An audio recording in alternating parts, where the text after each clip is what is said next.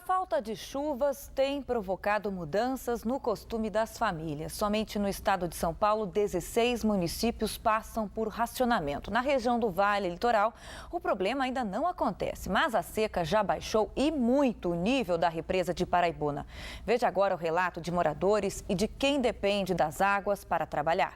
Fernanda mora bem em frente à represa de Paraibuna, em Natividade da Serra, há 3 anos e nunca tinha visto o local tão seco. Ela conta que antes a família conseguia usar a represa, mas agora o que sobrou parece mais um córrego.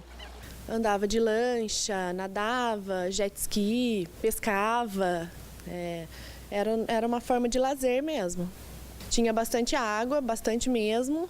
Chegava bem aqui embaixo no nível e hoje ela está praticamente seca, só tem um córrego.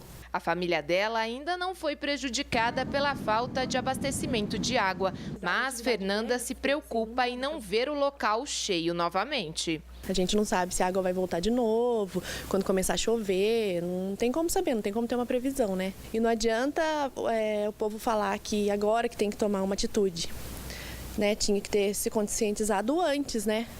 A economizar água, agora não sei o que vai ser. Em Natividade da Serra, a preocupação dos moradores que vivem em bairros afastados é ainda maior. Eles dependem desta balsa para se locomover.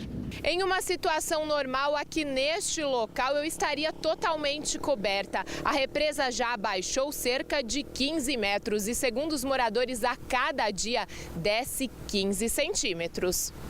A balsa funciona 24 horas, mas o funcionário conta que em muitos locais já está complicado para passar.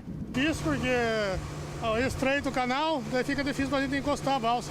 Não sei como é que é essa represa aqui, se tem um morro no meio aí, pode enroscar a balsa, então não sei como é que é. Quem depende do transporte espera ansiosamente pela chuva. E principalmente no bairro onde eu moro, tem uma balsa também que antes dava ali uns 800 metros numa margem na outra. Hoje está praticamente dando 50 metros de um lado no outro. Vai ter que até parar a balsa se isso vier a baixar cada vez mais assim como está baixando. Vai ter que parar a balsa lá. A CESP, Companhia Energética de São Paulo, explicou por meio de nota que o volume do reservatório de Paraibuna está em 14,50% e o de Jaguari é de 38,59%, ambos medidos à meia-noite deste domingo, e que a seca no Sudeste é a principal causa. E para falar mais sobre esse assunto tão preocupante, a gente conversa agora com o repórter Márcio Corrêa, que tem mais informações ao vivo. Boa noite, Márcio. Boa noite, Mônica. Boa noite a todo mundo que assiste o Band Cidade Segunda Edição. Nós estamos aqui ao lado do Wilson Cabral de Souza Júnior, que é especialista em recursos hídricos do ITA, o Instituto Tecnológico da Aeronáutica de São José dos Campos, que vai repercutir aqui para a gente essa situação crítica das represas aqui da nossa região. Boa noite, muito obrigado pela sua presença. Wilson, a culpa é mesmo só de São Pedro ou faltou investimento também na área? Bom, certamente a culpa não é só de São Pedro, aliás, jogar a culpa para São Pedro é não assumir a falta de ação de poder público, a sociedade de modo geral, com relação a como lidar com a água, né? O que deveria ter sido feito para evitar essa situação crítica que a gente também aqui no Vale do Paraíba, pelo que a reportagem mostrou, já começa a viver? Bom, o que está acontecendo é uma questão de mais demanda do que oferta hídrica, né? Então, esse cenário onde você tem mais consumo do que o provimento, e eventualmente o provimento vem do céu, quer dizer, é a precipitação, é a chuva. Quando você tem uma oscilação para menor da precipitação, você tem uma restrição de oferta. Então, você tem que diminuir o consumo. E nossa sociedade não está preparada, não houve ações permanentes para a redução do consumo, para lidar diferente com o uso da água. A gente corre o risco, então, de racionamento, é isso que você está querendo dizer?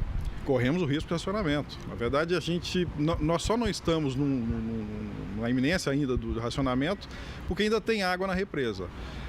Há um problema, a população observa o rio e vê que o rio não oscila muito, então acha que continua tendo água. O problema é que a represa está baixando os níveis, as represas de cabeceira estão abaixando o nível. Vai chegar um momento que não vai ter água para drenar e aí o rio vai abaixar o nível também. Aí sim, a população vai... Só que nesse momento, esse momento já é o momento do colapso. É quando nós não teremos água para abastecimento. Então a ordem é economizar água do máximo possível, evitar lavar carro, tomar banho assim de gato, como dizem, evitar o consumo exagerado da água, é isso? Para se ter uma ideia, a Califórnia está passando por um processo parecido nos Estados Unidos e ter o carro sujo lá hoje virou um status de cidadão consciente, né? Então a gente vai caminhar para um processo bem parecido. Isso envolve não só a sociedade, o cidadão final, que vai ter que reduzir seu consumo de água, diminuir o consumo. Essa coisa de lavar calçada, ficar lavando o carro toda semana, isso deve ser coisa do passado, né? Agora, não é só o cidadão. Então tem tarefa para o poder público. Os prédios públicos são dos mais ineficientes em termos do uso da água, escolas, hospitais, a própria administração municipal em geral, o Estado também é assim. As companhias de saneamento não sabem lidar ainda no caso brasileiro, com níveis de uso eficiente de água. É preciso aumentar o monitoramento, é preciso reduzir perdas urgentemente. A gente tem que começar a pensar em atingir níveis internacionais, 15% de perdas, enquanto a gente está em 40%, 45%. Tá? Então tem tarefas para todos, para a Câmara Municipal, para os legislativos que precisam trabalhar legislações eficientes para lidar com a redução do consumo de água, enfim.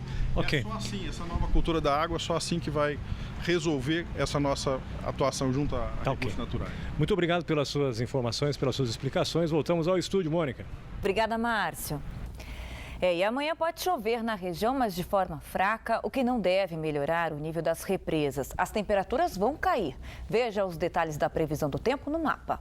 Nesta terça-feira, a passagem de uma frente fria pela costa mudará a direção dos ventos e vai trazer chuva fraca à região. Além disso, a temperatura vai cair bastante, entre 8 a 10 graus, principalmente na parte da tarde, em relação ao dia anterior. Mínima de 8 graus em Campos do Jordão, 10 graus em São Luís do Paraitinga, 13 em São José dos Campos e Lorena. Máxima de 21 graus em Ubatuba, 22 em Jacareí e 24 graus em Guaratinguetá e Cruzeiro.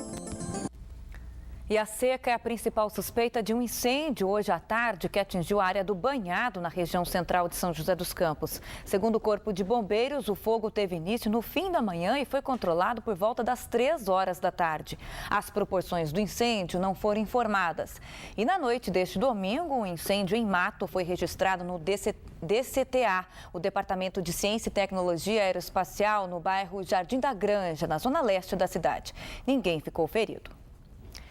E foram encerradas no início da noite de hoje as buscas pelo adolescente de 16 anos que sumiu no domingo na represa de Jaguari. Ele desapareceu enquanto nadava com um amigo no trecho do Jardim Altos de Santana, zona norte de São José dos Campos. Segundo o Corpo de Bombeiros, os 2 jovens estavam em um barco na represa quando um deles decidiu nadar. Ele mergulhou e desapareceu. Os bombeiros informaram que o local é afastado e de difícil acesso. Os trabalhos serão retomados amanhã. 3 mergulhadores participam da ação. E na tarde de hoje, a Polícia Ambiental de Taubaté apreendeu 2 espingardas e utensílios para caça no bairro Sobradinho, na zona rural. O material estava em uma cabana de caçadores, onde também foram encontradas 15 munições. Não havia ninguém no local. Ainda segundo a Polícia Ambiental, somente nos últimos 9 dias, 11 armas de fogo utilizadas para caça ilegal foram apreendidas. E no próximo bloco, começou hoje o layoff da montadora Ford em Taubaté. Mais de 100 metalúrgicos foram atingidos diretamente com a medida. E ainda, a Capela do Pilar em Taubaté vai receber reparos emergenciais. A gente volta já agora às 7h12.